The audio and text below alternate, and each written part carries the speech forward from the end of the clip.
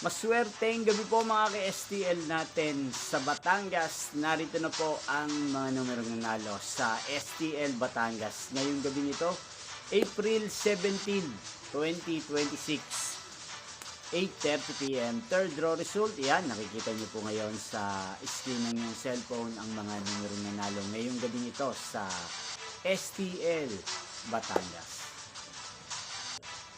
Kung natayaan nyo naman po ang mga numero niyan kanina, siguradong panalo po kayo. Congrats po sa inyo.